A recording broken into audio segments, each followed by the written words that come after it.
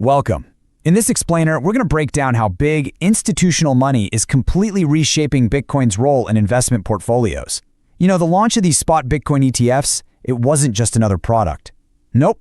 It was a massive structural shift, and it's changing everything for allocators. Okay, so here's what we're going to cover. We'll start with who is actually buying.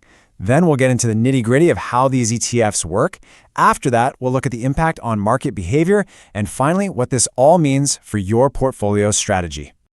All right, first up, let's talk about the seismic shift in who owns Bitcoin now thanks to these new ETFs. Seriously, the guest list for the Bitcoin party has changed dramatically. Just look at this number for a second. Over $1 billion. Now, this isn't just a big investment. It's a very specific, massive bet from some of the most patient, long-term capital in the entire world. And yep, that's where it came from. This shows that some of the most conservative, strategic capital out there is now allocating to Bitcoin. This isn't just fast money traders. This is patient, sovereign capital playing the long game. So, how do we even know this stuff? Well, it all comes from mandatory disclosures called 13F filings. You can think of these as the quarterly reports where the big players have to show their cards, and that gives us an amazing window into what institutions are really doing. And it's not just the sovereign funds. The filings are revealing this incredibly broad base of sophisticated investors. We're talking major university endowments, like Harvard, which tripled its exposure to $443 million. You've got top-tier banks like Goldman Sachs and Macquarie in the mix. This is that institutional validation everyone's been waiting for. Now, what's really fascinating is the breakdown you see in this chart. See that big blue slice? That's 50%, and it belongs to investment advisors.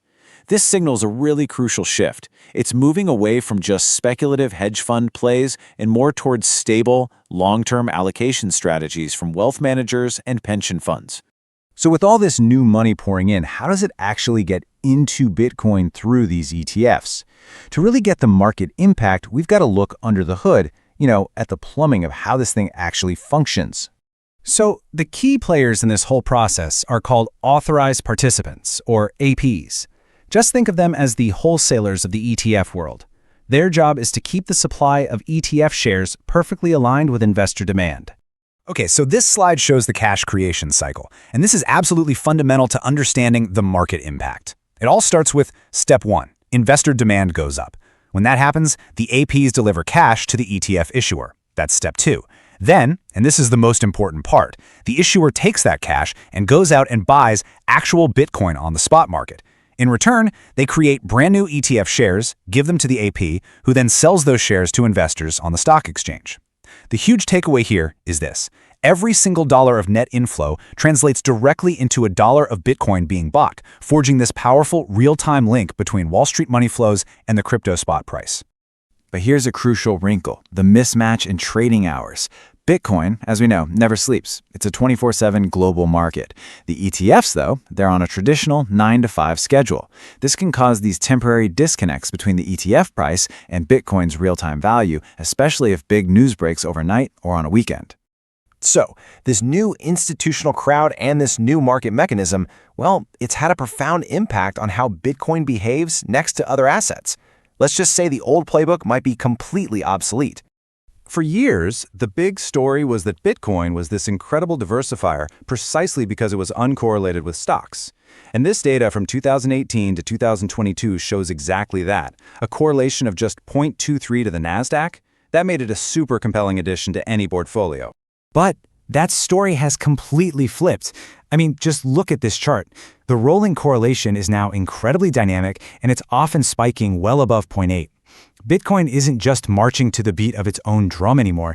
It's increasingly dancing to the same tune as the broader market. And looking at the annual numbers just makes the trend even clearer. It went from being negatively correlated with tech back in 2018 to surging and peaking close to 0.9 in 2022.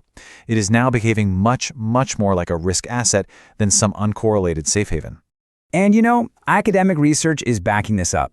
It suggests that as institutions buy in, they're treating Bitcoin less like a separate asset class and more like another tech or growth stock. It gets bought when the market is feeling good and sold when it's fearful, just like everything else in that growth bucket.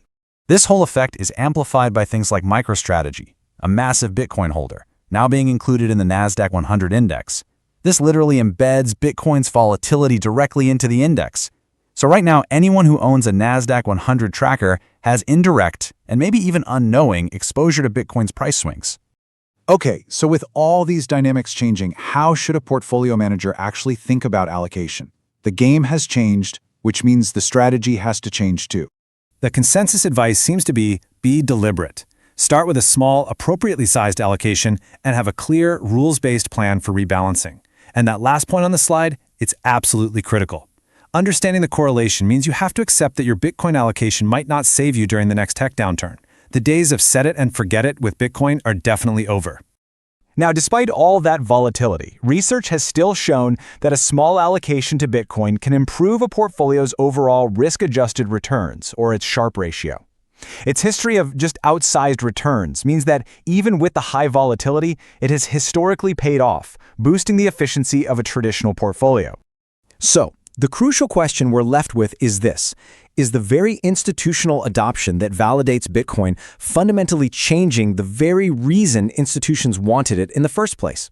It seems its success is transforming it from this revolutionary outsider into just another part of the system, which forces every manager to ask, what role does it truly play in my portfolio now?